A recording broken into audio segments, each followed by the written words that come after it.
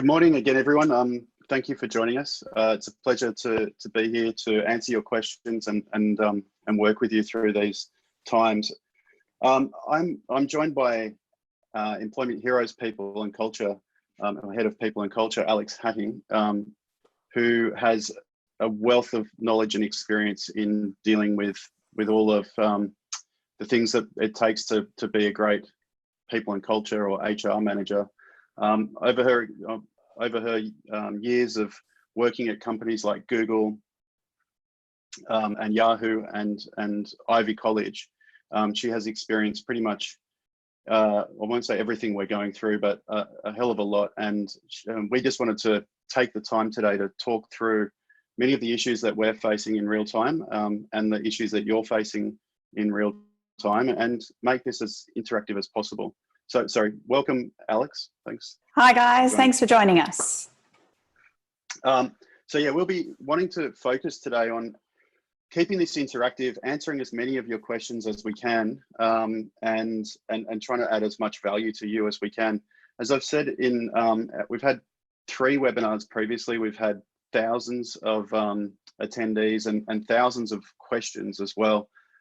You can find the materials, including those previous webinars, in our COVID-19 resources center. So that's employmenthero.com/COVID-19. So there's a lot of resources there already. And we'll be adding to that from today's webinar and trying to consolidate the Q&As into a document that will help. If we don't get to your questions, we'll try and get to them in a consolidated way through following the webinar. So just before we get into it, the 5 topics we want to work through today are: what have we done to respond? We're somewhat lucky in that we're a tech company, and so I want to acknowledge that up front. And we had the ability to move early and move fast, but we can talk about what we've done as sort of digital natives to work from home and how we can be effective at that, and hopefully pass on some tips there. Secondly, we're moving to an online first culture. How do you do that? What are the tips to make people as comfortable and productive as possible in as short a period as possible? Thirdly, how best to support your leaders and your employees through this time. Then navigating stand down and redundancy conversations. How do you manage those conversations? Very difficult ones, and I'm sure many of you have already had many of those conversations. And lastly, we'll just open up the session for Q&A and try and get through as many as we can. Alex, anything else you'd like to add there before we jump into the first section? No, thanks, Ben. You know, we've had some great webinars on the legalities and the financial stimulus packages that have come through. And so today we really wanted to focus on the human element and how we can help you as small business owners or heads of HR and people and culture to navigate your way through this really uncertain time. Yeah, I just want to say up front, some of the things we'll talk about, particularly in the first section and the second section, we will be referring to Employment Hero and how we use Employment Hero. I don't want that to come across as selling the platform. It is the platform that we use to manage a lot of these things, and I just don't want people to think that we're here to be pushing it. We're here to help the community, and it just happens to be the solution that we are using. The second thing is that whilst Alex can speak as a very experienced and extraordinarily capable people and culture leader, I have a portfolio of companies that I own and operate, and we've had to, across that portfolio, we've had to stand people down. In some companies, we've managed to bring some people back in. Other companies are performing really well, but they've all got a lot of things going on. So I can talk from my experience managing across that portfolio. And also have been an employment lawyer for 20 years. And so we'll try and sort of address questions from a technical perspective. But just want to say I can't provide legal advice to a general audience. So if I am holding back, that's why, because it's just impossible to address questions like that. So anyway, with all that said, let's get into the first discussion item, Alex. maybe you can just talk us through how we transitioned and some of the things we've done over the last 4 weeks nearly that we've been working from home. Yeah, great. Thanks, Ben. So as Ben mentioned, we're really fortunate in that we are a technology company. And so through our own platform, Employment Hero, being on the cloud, combined with communication tools such as Slack and project management tools such as Trello. And we also already used Zoom for video conferencing. So literally within an hour, the communication went out that we were transitioning to work from home. We'd also been supporting flexible work. So the initial transition to physically work from home was pretty seamless. And as Ben mentioned, we kind of triggered it off a week before the government really asked people to work from home. So this Friday will in fact mark 1 month for us as a company working from home. To go through a few of the key challenges that we came across, that first week was pretty seamless. However, establishing a cadence for operating your teams remotely became really vital to us up front. And it really helped our team leaders. And it also helps the larger teams to know that everyone else is following the same cadence. So a really good example of that is the bigger teams having 8:30 stand-ups and then the leadership team getting together at 9 a.m. to address any issues or problems and to see how we can support our team leaders as best we can. We also, in week 2, came across the challenge of the physical home setup for the best health and safety for our people. We had people at home only with laptops. So we opened the office for the weekend and encouraged people to drive in, pick up monitors, keyboards, standing desks. Even some people took their office chairs home because they were feeling the physical effects of back pain and not being set up correctly. Another challenge that you find you'll come across is that whole connection piece. And that's about making sure people turn their videos on, whether you're using Google Hangouts, whether you're using Teams through Microsoft, or you have the fortune of having a Zoom account. Please try and have people turn their videos on. This can be a bit challenging for some shy people to get used to, but it's really vital to get that human connection going. And if you're a manager, you get some signs through people's facial expressions where you might see that they're not doing so well. So after a team meeting, that might ping you to ping out, reach out to them separately on a one-on-one just to say, hey, Alex, I noticed you're a bit quiet during that team meeting stand up this morning. Is there anything you want to talk about? The other challenge that we've found is we have a lot of expats, also a lot of young people in our organisation who have found themselves working from home with all of their roommates also working from home. So making sure they stick to their morning routine and making sure we encourage them to go out at lunchtime and grab a walk, get some air and some sun so that they're getting out of their apartment. We also discovered that our employees were genuinely missing each other. They were missing that in-kitchen interaction that we had, playing ping pong. We used to do yoga once a week, personal training. So we set up some virtual chit chats, 10 a.m. every morning and 5 p.m. every afternoon. Now, everyone certainly does not join. However, people just drop in and out as they need to. It doesn't last for more than 20 minutes, but it just gives you a chance to really connect with your teammates and have a bit of a laugh and then get back to work. Another thing we introduced to create a little bit of fun, we had our weekly all hands already going. However, to add some fun and a bit of a competitive nature and give everyone a laugh, we've themed up our all hands. So in the first all hands, we had Wear Your Favourite Sports Team, and we had a winner for that and everyone got really involved.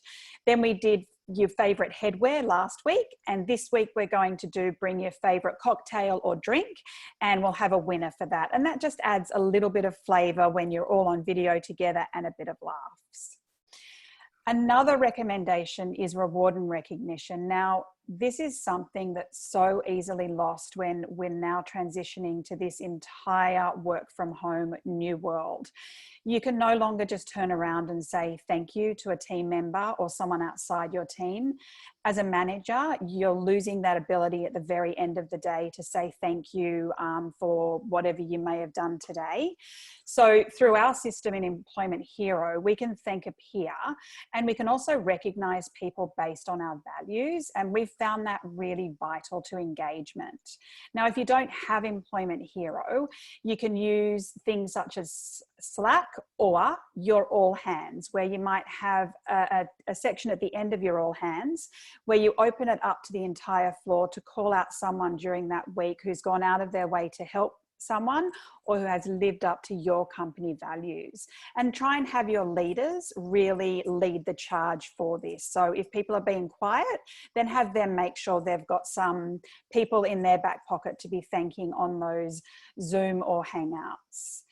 Also, communication is vital. You can't over communicate. So even though we had the regular cadence of an all hands, Ben's been fantastic in doing a video each Wednesday, and the level of appreciation from our employees of having that reach out, and during these really uncertain times, having Ben reiterate what the government comes out with each day and thanking everyone for really putting in their effort has really, really made a difference to the engagement of our employees. So as much as I can encourage your CEO, you know, your managing director or whoever it might be to send out something on a Wednesday, you can do it on QuickTime or your iPhone. It really makes a massive difference. And if I was to look at what we're looking at going forward, we've actually increased our happiness survey cadence. We used to do it once a month, and we're now going to do that on a weekly basis. We're also going to be working on a mental wellness survey, which is going to specifically be asking employees if they're doing okay. Now, that's not going to be an anonymous survey, which is going to be very important for us to have the psychological safety out there for our employees to know that we're doing this on their behalf because we want to be able to work with them and support them. We'll be having a webinar next week with a doctor who set up the Sydney Anxiety Clinic. So I encourage everyone to also join in for that professional advice around supporting your employees who might not be doing so well from a stress perspective, a mental wellness perspective, who might be feeling anxious, because we all know as managers ourselves, we're not equipped. We're not medical professionals, and so we need that extra help. And just going back to, again, what we might be doing in the future, really encouraging your employees to get out during the day and get some sun, some air, and a walk, as well as reaching out to their family and friends. There are so many great free apps out there that you can use, whether it's FaceTime or whether you might use WhatsApp or set up your own free Zoom account, which can last for 40 minutes. It just means you're getting that social connection rather than feeling isolated, especially if you've got elderly parents in your family. I've found that that's worked really well for myself and my family. So I think over to you, Ben, for the first poll question. Yeah, great. Thank you, Alex. Yeah, so I'll launch the first poll. Has your business found it difficult to transition to working from home? I also noticed that some people, or Annette Ryan has her hand up. So Annette, I'm not sure if you have a question you wanted to talk. I'm happy to, I think I can allow you to talk if you've got it ready to go. And there's a bunch of other questions that we can come back to just while that survey's in there. So Annette, I think you're live. No, you're not. Not. Yes. Annette.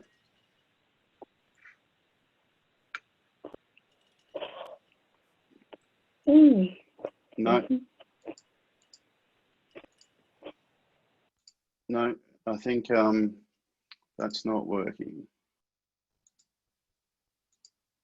Okay, sorry about that. Julia, I don't know if you can see that. I've still got Annette on. I need to mute. Okay, there we go. So the poll's in. 7% of people found it difficult. 45% of people didn't find it too difficult. I'll just share that. 37% found it somewhat hard, and 11% aren't working from home. So, I mean, that's fantastic to see that it wasn't as hard for people as I might have expected. So good to see that we've got a good, agile group of attendees on this webinar. I'll come back now to some of these questions that are online before we move to the next section, Alex. And some of them are quite specific, but answering them might just be helpful for everybody. So if an employee is stood down, are they entitled to use their annual leave entitlements? The answer to that is it depends, Jenny. It's up to the employer. The typical intention of standing down a business is if there is something outside of the business's control that means that they can't operate effectively, then it's basically a pause button. You're allowed to stand employees down and technically not pay them. But given the circumstances of the coronavirus stand downs, a lot of businesses are choosing to allow employees to use their annual leave whilst they're being stood down. Other companies aren't, and the employees, prior to the introduction of the JobKeeper announcement, were not being paid. So it really is a decision for the business, but legally you don't have to pay or allow them to access their annual leave during that period. They are entitled to the public holidays, which is I think a strange one, but if there are public holidays such as Easter coming up, then they are entitled to pay for that day, is the way I understand it. Anything to add there, Alex? No, that's great. There was a question earlier, I think from Beth, about an employee who had a heart condition but was still being not allowed to work from home.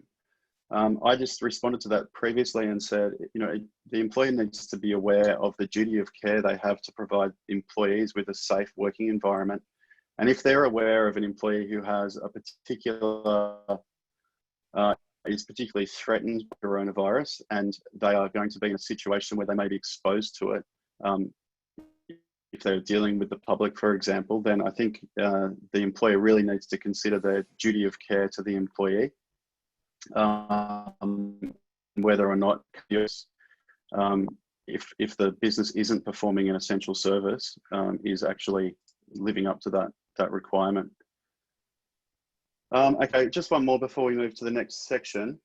How to maintain productivity during COVID-19, and I think that's an excellent next question to look at, because it's kind of where we are. I feel that over the first couple of weeks, people are just getting settled in.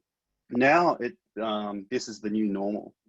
Waking up every day and working from home is now feeling pretty normal. And as the CEO of the company, I'm sort of getting time back to go and look at, what are the company objectives? How do we maintain productivity? How do we keep people focused on what we have to do as a business, looking after our customers, improving our product? And that comes back to managing performance. That's the next sort of area that we as a business are going to be looking at. And in terms of how we do that,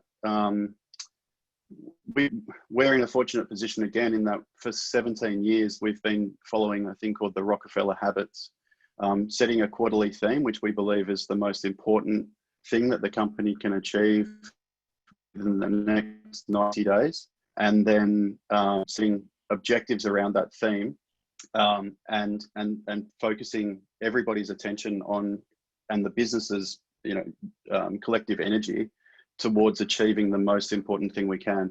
And our theme for this quarter is to survive and then thrive.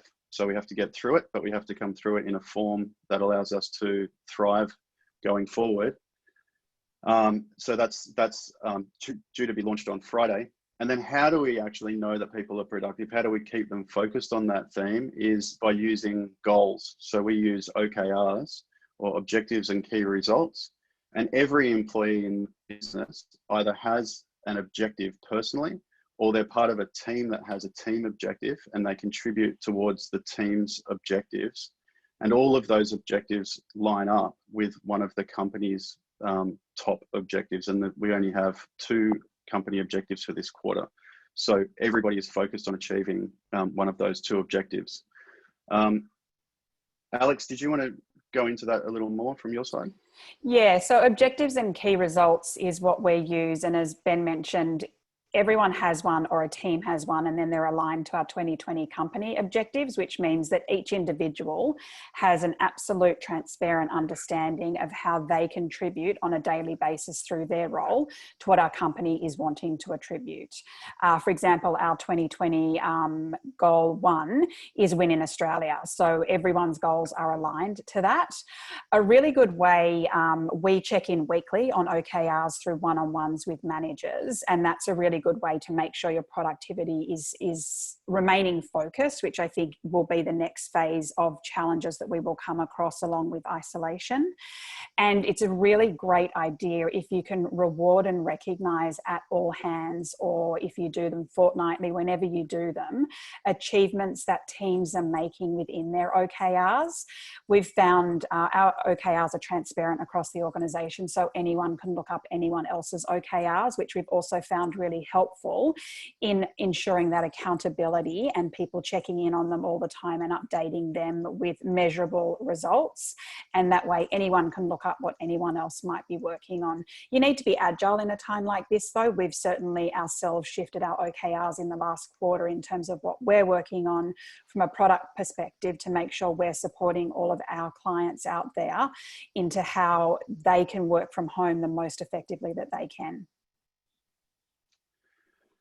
Great. I think there's another question here that sort of comes into that, which is from Bernadette Jones. How many staff would communicate together on your all hands? We have up to 170 employees on our all hands. It does require, like Zoom can manage it really well, but you have to pay for the Zoom account to have that many people on it. But it's actually really effective to have, you know, on your screen, you can see everybody, you can see their facial expressions, you know, when your jokes aren't working. And I'm really surprised at just how well we can run a company-wide meeting using nothing but Zoom with people from Australia, Vietnam, and the Philippines. It works really well. Okay, some more. Just another question before we move into the next part of the session. Actually, can you see any questions there that you wanted to address, Alex?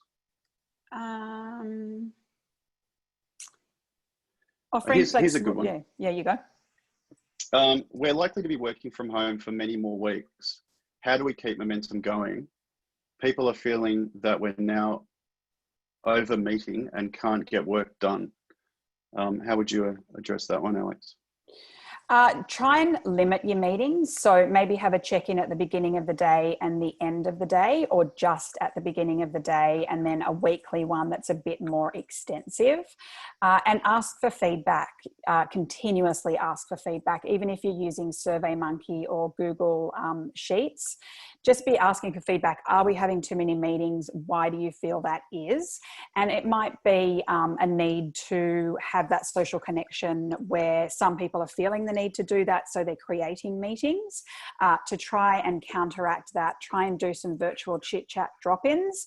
Not mandatory, people can just drop in when they want to, and then they're feeling less isolated. They're seeing the people that they might normally run into the kitchen at lunchtime when they're making lunch, and you're able to get that done. There's also been, along that line, a lot of feedback around over-reliance on email. So if you're Microsoft, get your teams onto what is called Teams, so that you're taking internal communication away from email. And if you have Slack, which is what we have, again, try and keep all internal comms on that platform, so that you're limiting your inbox of emails to external as much as possible. Thank you. Look, there's a couple of questions here. I just want to touch on them because I know that they're top of mind for me as much as, and obviously a lot of other people. It's all to do with the JobKeeper allowance and whether or not people are entitled to it if they've been stood down and they're earning annual leave, or they've been stood down and they're still getting paid. We're going to release a Q&A document this afternoon afternoon. I've been working on it this morning. That describes how we understand the JobKeeper allowance working. And the reason it wasn't out yesterday is because there's so much grey area and so much confusion. And I don't think we're really going to have perfect answers until we see the legislation. But a key point, and I think it's the same question keeps coming back up, but I think you just have to understand that the JobKeeper allowance goes to the employer. So a lot of people, it comes across as being an entitlement for each employee, and it is in a way, but it actually gets paid to the business. So if an employee is earning less than $1,500 a week, then they have to be paid, a fortnight, they have to be paid the $1,500 JobKeeper allowance.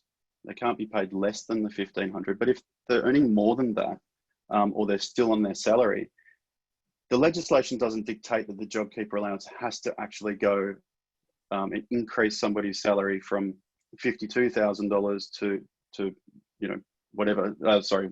Convert that into $1,000 a week to $1,750 a week. It actually means that the business will be getting an extra $1,500 per fortnight, and they have to use that to keep the business running and to keep employees on their books. And they have to pay each employee at least $1,500.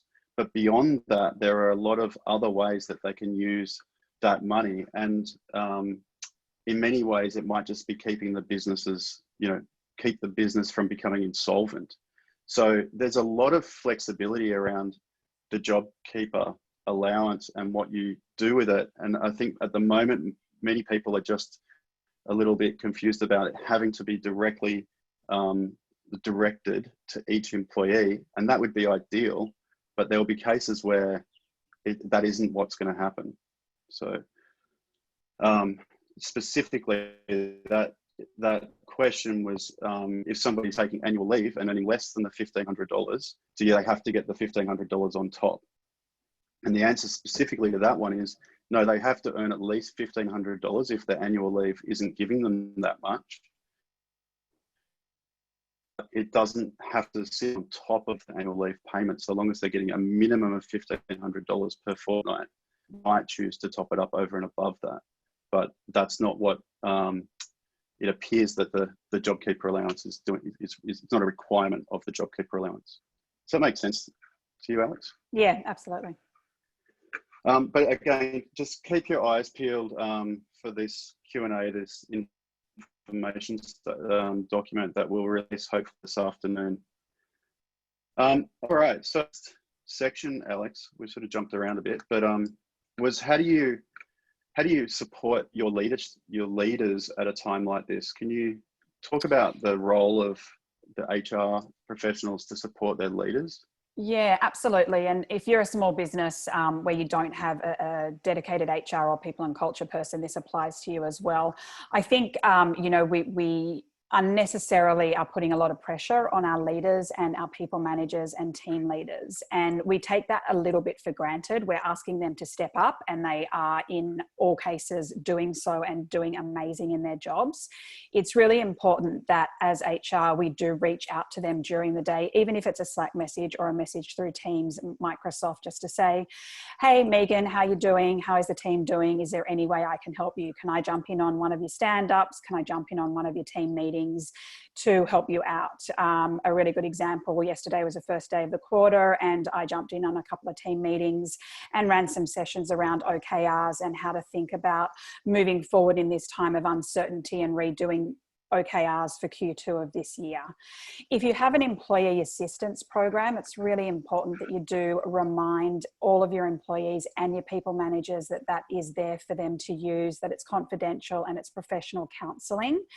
Remind your managers too that they're not expected to be medical professionals, psychologists or counsellors. They can refer people to the employee assistance program, or they can also have them reach out to your head of HR or people and culture. The government also announced today a subsidized mental health program that you can just Google, and you can offer that to your employees. It offers them 10 sessions with a psychologist or a counsellor that is covered by Medicare. And so that's another really great thing that the government has brought out. I think we're over to our next survey question, Ben.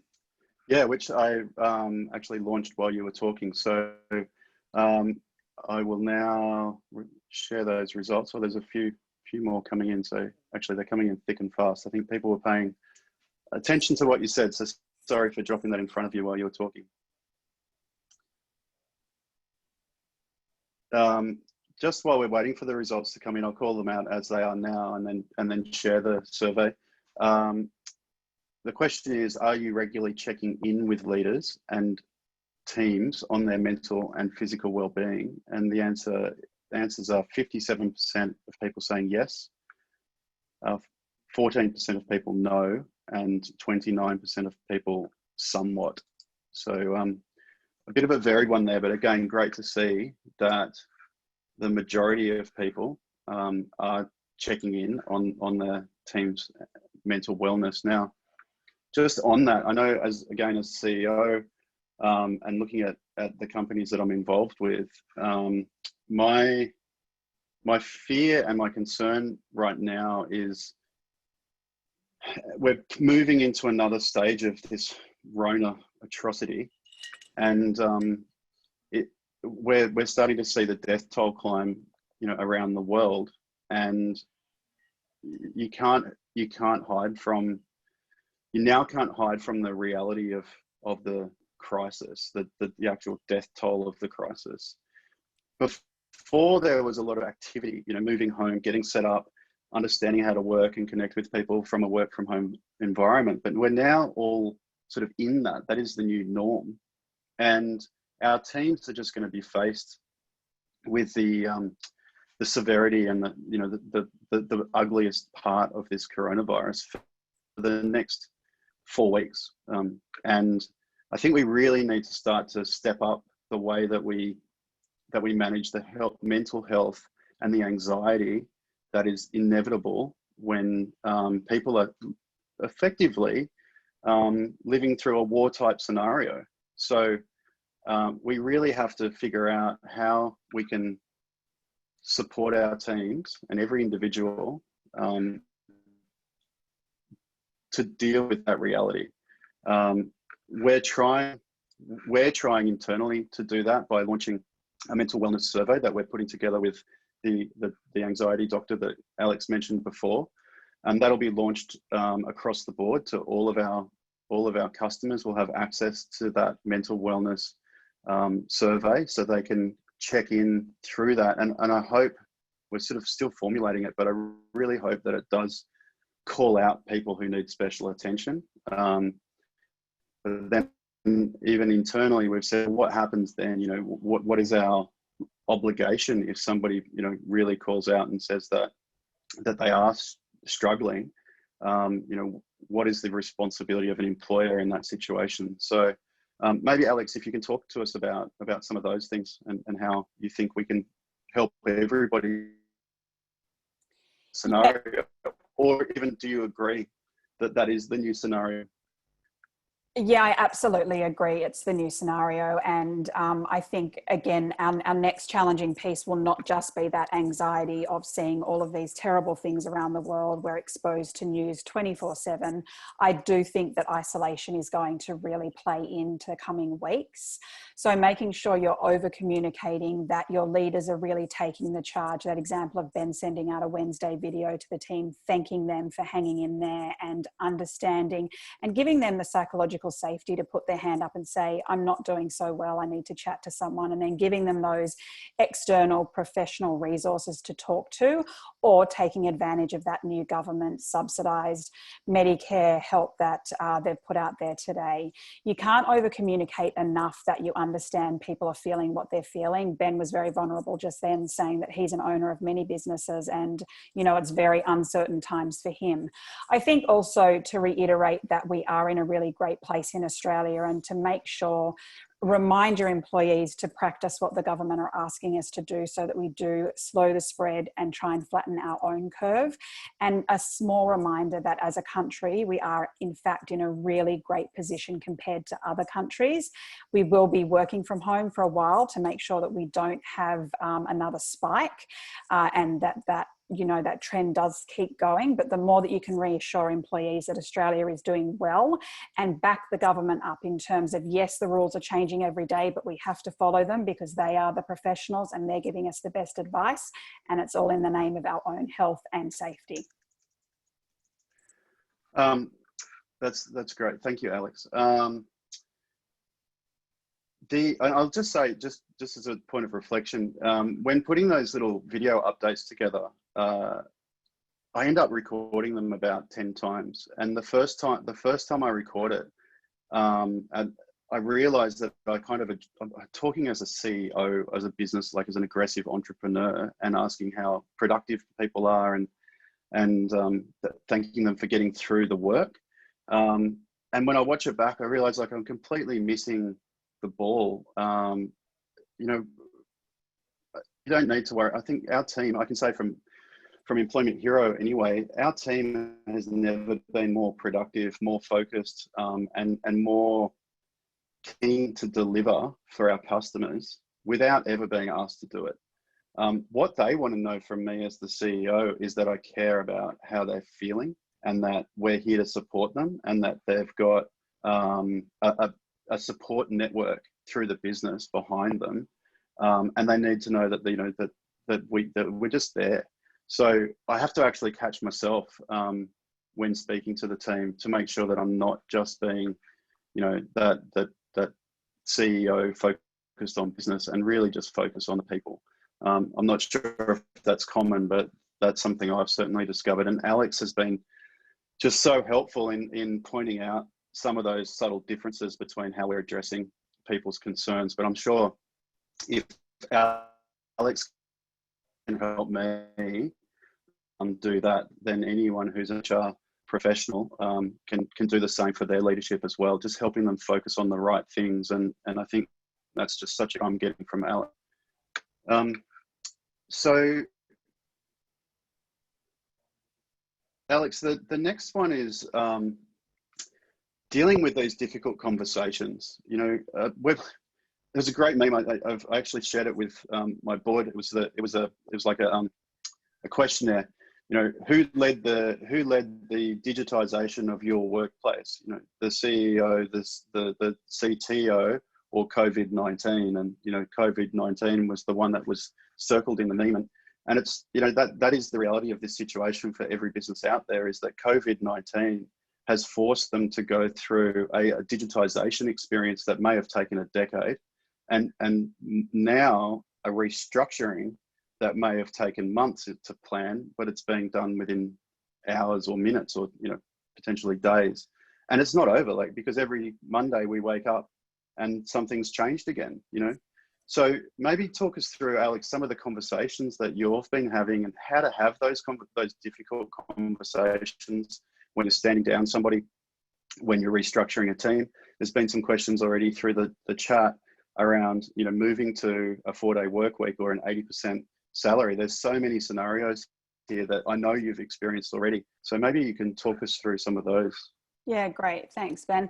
So I think to take a step back before we get to the tough conversations, it's about having the conversation with your leadership team about, are there other options besides redundancy, which are to stand down an employee? Could you, as Ben mentioned, do a 4-day work week? And that's really cutting your entire payroll expenditure by 20% in one hit by doing that.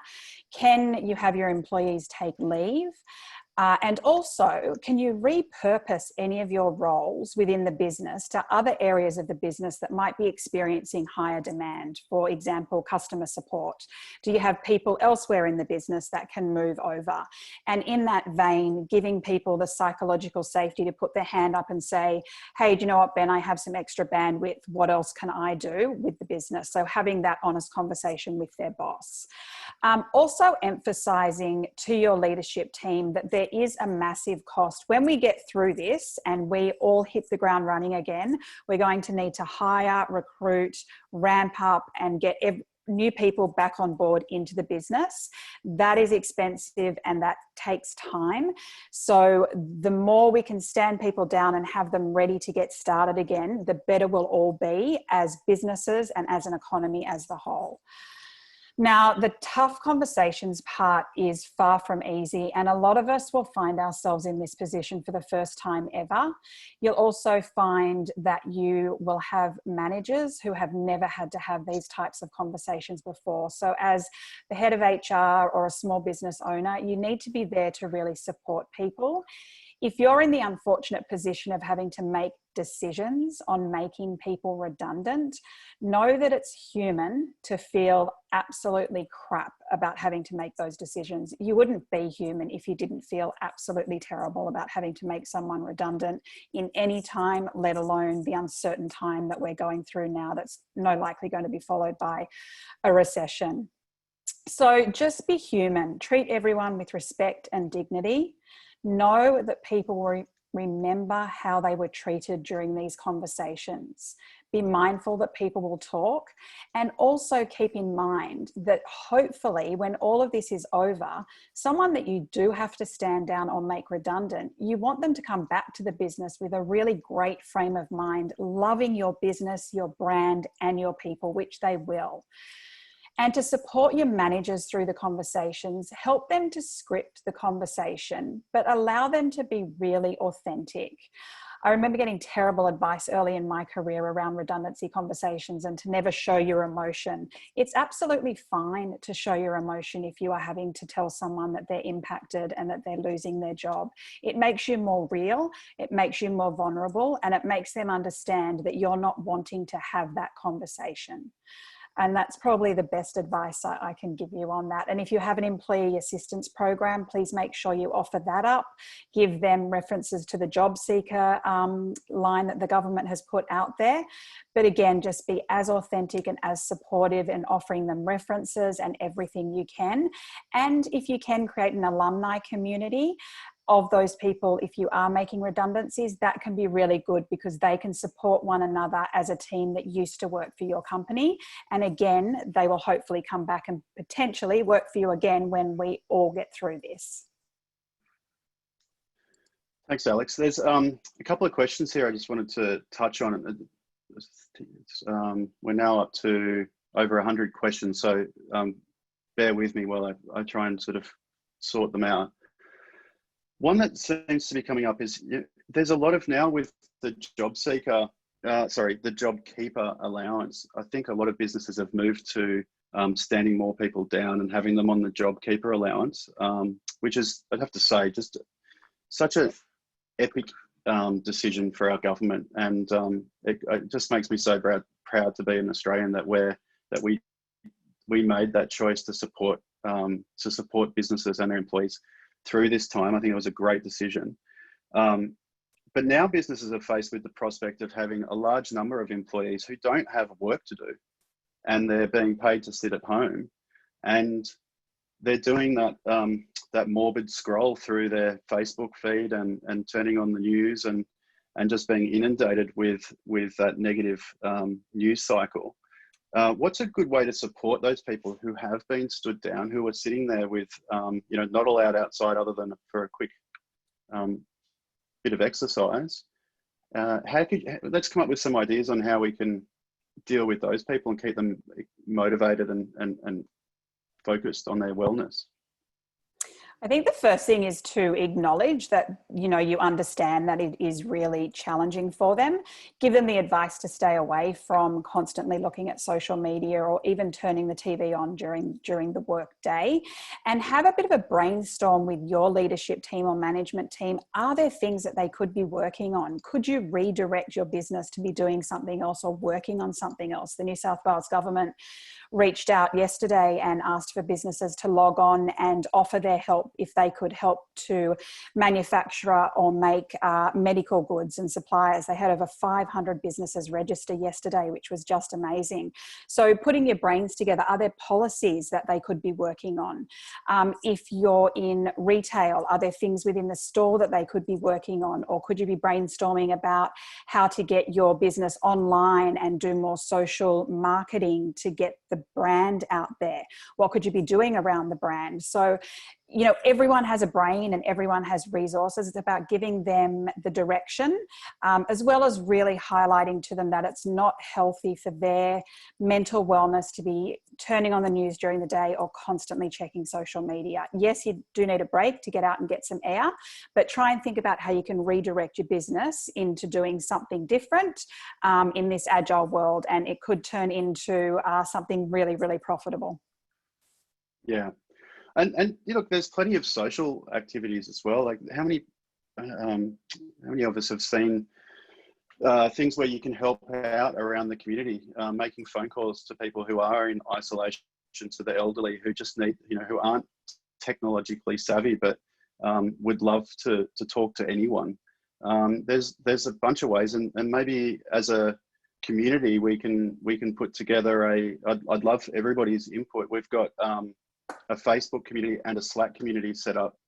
We're getting dozens of questions throughout the day there, but maybe we could turn that community towards putting together a list of things that people can get their stood down employees to help with. I mean, they are getting paid a smaller amount, and they need to fill their time productively. So let's get our heads together and figure out how we can keep them working on positive things rather than getting into that spiral. Okay, so sort of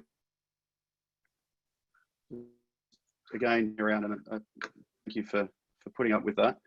I think we've covered all of the difficult conversations.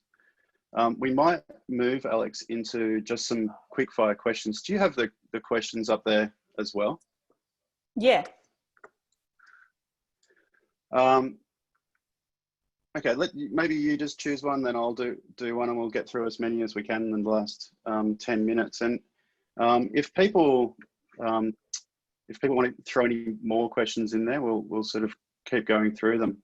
There was one there that I'd like to kick off with, which was it was a question about, I can't find it now, but it was basically saying that there are some problems with the JobKeeper allowance.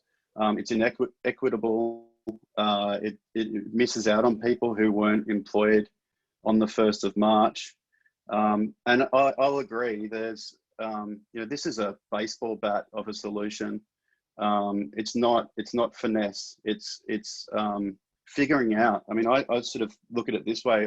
As an economist, I did an economics degree, and I've been sort of looking at the size of the economy in the period of the shutdown and figuring out that effectively the government needs to inject into the economy the same amount of money that's going to be lost during a shutdown period. And they need to get it to the people who need it most. And we saw the queues on the streets of people lining up to Centrelink before they announced the JobKeeper allowance. And those queues would have been improbably long had they not introduced this. And I guess it's just the most effective way to get money to the people who need it, by leveraging employers to do that for them. And it's certainly not perfect, but it's a very, in my view, it's a very effective way to support businesses and their employees quickly, almost immediately. It's still going to take 4 weeks to get the cash through the door, but I agree there are a lot of issues, but we shouldn't overlook the fact that it's kind of it's just the canon of support that we need into the community. Alex, did you find another one? Yeah, so how do we performance manage employees during the COVID-19? And I assume that question is around performance improvement plan or putting someone on a PIP. It's an unfortunate thing to have to do, but you really just need to operate as though we're not going through COVID-19, that it is business as usual. So go through the process of making sure you have a verbal conversation with the employee to make sure they understand their goals and where the gap is in their performance, and then follow the due process of doing a formal written performance improvement plan where you're doing at least weekly check-ins, and you've got a date where you check into them if you are going to have to performance manage them out, that they're fully understood. The real rule behind performance managing someone out is that it should never, ever be a surprise to the employee. There's two questions here that are almost identical. Both so Kelly Callahan and Sandeep Chikra, both dealing with employees who are over the age of 70, who want to continue working, but they're working in a reasonably high risk environment. What do you do? I mean, firstly, it's great that you've got employees who are in that age bracket. I think we'll all sort of think differently now about who we have there and how to support people better in the community. But I just think as an employer, I wouldn't want to be, I just wouldn't want to be responsible if one of my employees in that age bracket contracted coronavirus at work. The consequences of it are, are life-threatening, and we know how easily it's in an environment like an office or a workshop in this case. And so, just as an employer, I wouldn't want to have them in there. I would actually just tell them they're not allowed to come in and they have to go home. And they hopefully, if your business is eligible, would be able to receive the JobKeeper keeping allowance at least, but otherwise, and access to annual leave, all of those things is available if you can afford it. So yeah, that would be my position. And I've seen that question come through our Slack community a few times as well. So obviously it's pretty common. Alex? One's a quick one. Did you say the mental wellness survey was anonymous? It's going to be not anonymous, so that we can identify individuals, but that will be made very clear within the survey itself when it comes out next week. What software do you use for remote access? So we don't actually have remote, we don't need a VPN for any of our business. Everything is cloud-based, so we're lucky in that way. So if that's what you meant, we don't use any software to provide remote access. It's all just through a web browser. I've got one here. A lot of our departments can't work from home at all here in manufacturing, and this is creating interdepartmental angst. How do you best mitigate this? So I have a couple of suggestions on that. One would be you could divide your workforce into workforce A and workforce B, and you never have those two workforces cross over. That's way, if one set of people get infected, you've still got a healthy workforce. Another way is to make sure that you absolutely implement your social distancing. So make sure that you literally measure out and put tape on the floor if possible for that 1.5 meters. Try to issue masks if you can and encourage the use of gloves.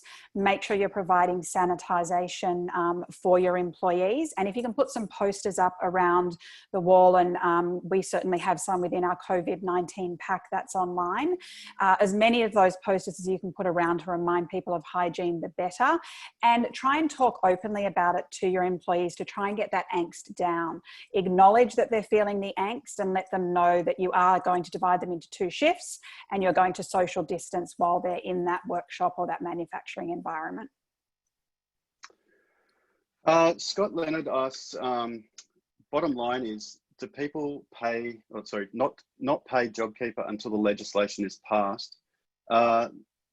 Scott, I think the legislation is certain to be passed. It may be broader. I know that the ACTU are hoping to cover more casuals and just more people generally. So I don't fear that it's not going to be passed. I think that the next issue is that the first payment won't be received by the company if you're eligible until the first week of May. So you're basically, if you start paying it now, you're carrying the can on that from a cash flow perspective for at least 4 weeks, presuming everything goes well.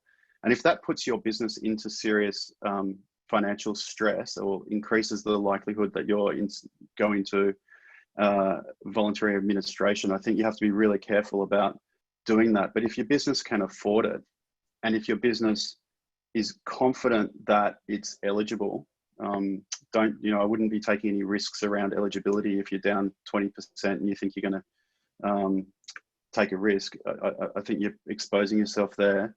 But otherwise, I don't think you need to worry about the legislation being approved or not. I think it's pretty certain it's going to come through. It's more just a cash flow issue of, can you afford to pay people now, or do you have to wait until you get the payment from the government?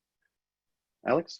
Great. Yeah. Joanne Naylor, you work for a manufacturing company, and how do you help your employees to understand why you yourself are not on site? That one, you explain to your employees that their safety and their health is of utmost importance to you as well as to the economy. They are essential workers. You're not going into the office because you do not want to infect them. Make sure you communicate that to them and over communicate it to them. It's the best way to make sure you don't get angst between office workers and people who may have to come into the workplace, such as childcare workers, for example, who might be feeling anxiety because they're going into the workplace each day. Their services are essential, and Scott Morrison's made it really clear that any essential worker out there, he wants working because it's going to be what is going to keep our economy going and keep it strong. So just remind them how vital they are to Australia.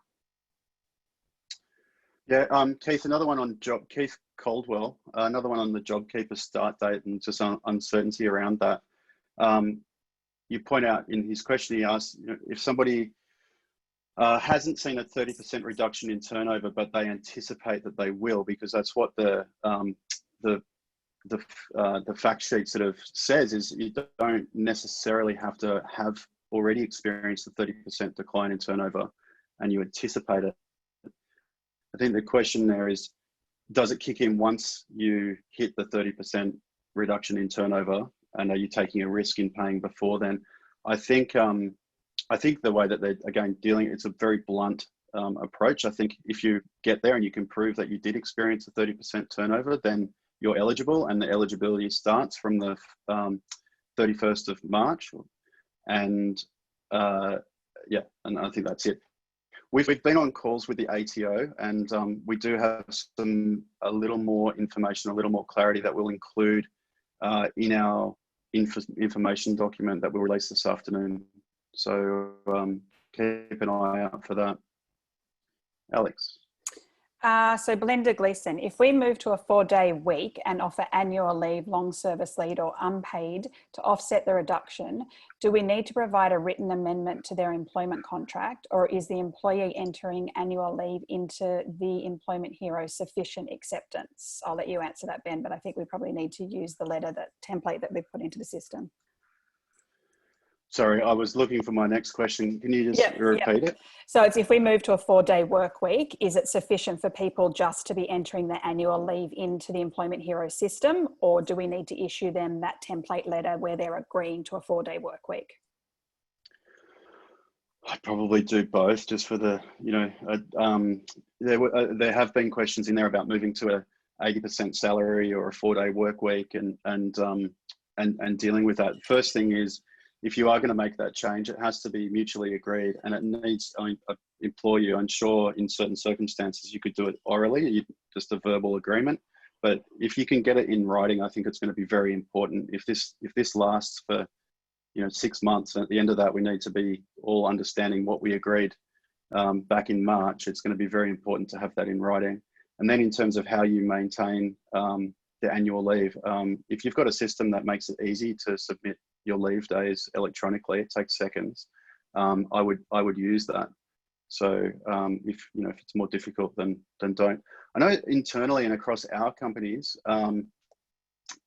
we've had discussions about, and actually more broadly, we've had discussions around whether it's better or worse to be moving to a 4-day work week for 80% salary, or whether people are just prepared to take an 80% of their salary and continue working or putting in the same amount of effort. I think, you know, there's the two similar approaches, and I would probably go for the latter one. I think the more people have work to focus on and stay positive, unless they've got children and other commitments, then, I mean, I'd obviously be really flexible, but I think for our senior team, if we take a 20% pay cut, we're going to just continue working just as hard as ever. There's one last question. There's one last survey here, which I will launch before handing back to Alex. It is: has your own mental health suffered since COVID-19 started? So I'd be interested to see that. And as you're answering that, I'll remind you that this is it is anonymous, that you're not exposing your answer to or your name to anyone here. And we are also running this webinar on Tuesday morning next week at 11 a.m. I think, with an incredible psychologist who specializes in managing anxiety and turning your mindset back to a more positive frame. And so I would just encourage you, everyone, to invite as many of their team as they can. I think we've got a limit of 3,000 people can attend that webinar. And if you or anyone you know would benefit from listening to one of Australia's top doctors of psychology talk about and managing anxiety during these times, then we're putting that on to help you. So please get involved in that. And I think that Julia mentioned in the chat that we'll get to a lot of the questions and we'll group them together in themes. There was a couple of questions around some survey questions. We'll get those out to you. Some questions around how to keep people engaged. So some fun activities, which we will definitely be able to get out to you.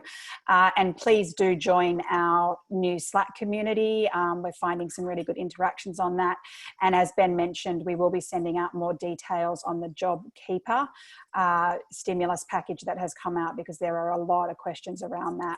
So finally, I just wanted to give you all some advice on how to make sure you're looking after yourselves, because we all are busy and our concern is our employees and our people. So please make sure that you are connecting socially with not just your co-workers, but also your family and friends. Lots of free apps out there, such as House Party through Facebook. You can just FaceTime someone. You can use Hangouts. And having a structured day is really important. Get ready in the morning as you normally would. However, don't start your day too early. Medical professional advice has come out as recently as this week to start your day at your normal time, not earlier, because your day could drag on and you could find yourself, as I did in my first few days, kind of only having a 10-minute break for food and just popping my head out onto the balcony and not even getting out before the sun went down. So please make sure you are taking care of yourselves as well, because we want everyone to stay healthy. And when you do go outside, make sure you're following all of the distancing regulations when you're doing it. So going out in no more than pairs or family household units. And finally, thank you everyone for joining us. Please keep your eye out for all of the tools, answers and templates that will be coming your way. Thanks, Alex. And yeah, I'll just finish up by just reminding people that COVID-19 resource hub that we've put together has dozens and dozens of resources in there that you'll find very practical and very useful. There's also an offer for people for a 3-month free period using Employment Hero for companies with less than 20. And I'd also encourage you, if you do have more than 20 employees, but you see some benefits in Employment Hero, just register that through that, and we'll deal with your circumstances on a case-by-case basis. Our number one priority right now is to be here to support the Australian SME community. We're not really worried about whether or not you get a free trial or not. If you think that there's value in what we're doing, then we want to help you, and we'll figure out the details later on. So with that, I think we're done. The last poll, we've only had 8 responders, so there's 50-50 people, 4 people who have had mental health issues or have suffered, their mental health has suffered, and 5 who haven't. That alone, with such a small sample size, says to me that, you know, next Tuesday's webinar is going to be incredibly important to a lot of people. So thank you all for attending. We're all in this together, and Employment Hero and our other companies will do everything that we possibly can to continue supporting you. Thank you. Thanks, everyone. Bye. Have a great day.